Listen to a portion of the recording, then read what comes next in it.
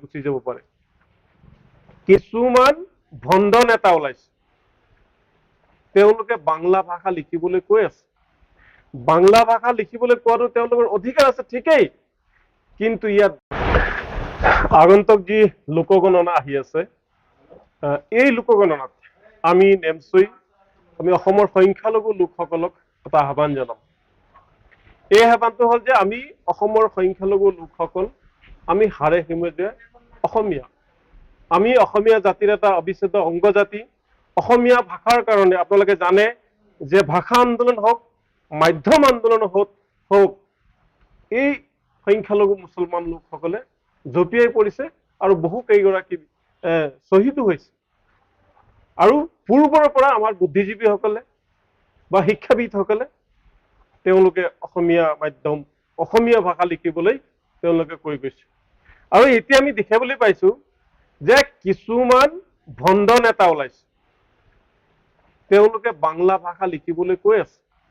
বাংলা ভাষা লিখিবলৈ কোৱাটো তেওঁলোকৰ অধিকাৰ আছে, ঠিকেই, কিন্তু ইয়াত ডাঙৰ এটা ষড়যন্ত্ৰ অন্তৰ্নিহিত হৈ আছে। আৰু এই অন্তৰালত মুছলমান মানুহখিনিক আৰু 50 বছৰ পিছুৱাই লৈ যোৱাৰ কাৰণে তেওঁলোকে চেষ্টা কৰিছে, যাতে মূল হোতিৰ যিসমূহ মানুহ আছে বা মূল হোতিৰ অসমীয়া লোকসকলে যাতে অসমৰ মুছলমান লোকসকলক, বিশেষকৈ আমি যিসকলক পমুৱা, মিয়া, মৈমনচিঙীয়া বুলি কওঁ, নতুনকৈ লুইতপুৰীয়া বুলি কয়, সেইসকলক বাংলা ভাষা লিখিবলৈ কৈছে। আৰু সেই তেওঁলোকৰ উদ্দেশ্য হৈছে সংখ্যালঘু মুছলমান লোকসকলক 50 বছৰ পিছুৱাই লৈ যোৱা। গতিকে তেওঁলোকক আমি সকীয়াই দিছো, আপোনালোকৰ লিখিবলৈ যদি বা লোকগণনাত আপোনালোকৰ বাংলা লিখিবলৈ যদি মন আছে, আপোনালোকে লিখক, বা আপোনালোকে পশ্চিমবংগ অথবা বাংলাদেশলৈ গুচি যাব পাৰে।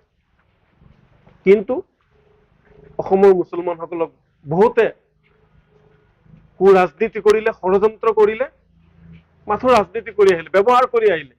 এতিয়াও মূল ক্ষতিৰ পৰা আমাক আঁতৰাই নিব খুজিছে এই বাংলা ভাষা লিখা মকলটোৱে। গতিকে আমি নেমচয়ে তেওঁলোকক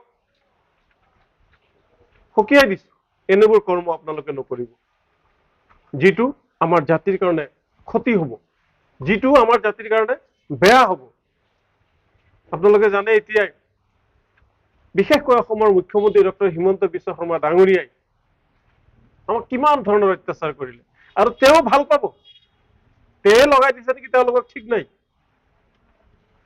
তেওঁ ভাল পাব যে এই মিয়া মুছলমানসকলক অত্যাচাৰ কৰিবলৈ আৰু উচ্ছেদ কৰিবলৈ, তেওঁলোকক তুচ্ছ তাচ্ছিল্য কৰিবলৈ, মূল হোতিৰ পৰা আঁতৰাই ৰাখিবলৈ তেওঁ এটা সুযোগ পাব।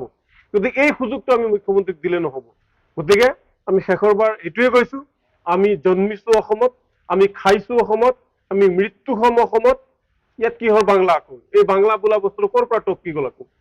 গতিকে ইয়াত এই বাংলা বোলা শব্দটো ইয়াত লিখিবলৈ দিয়া নহব। আৰু আমি আপোনালোকৰ সংবাদ মাধ্যমৰ জৰিয়তে সকলোকে অনুৰোধ জনাইছো যে আমাৰ যি আগন্তুক যি চেঞ্চাছ, যি লোকপিয়ল আহি আছে, আমাৰ ধৰ্মীয় সংখ্যালঘু লোকসকলে তেওঁলোকে চেঞ্চাছত অসমীয়া ভাষা লিপিবদ্ধ কৰিব।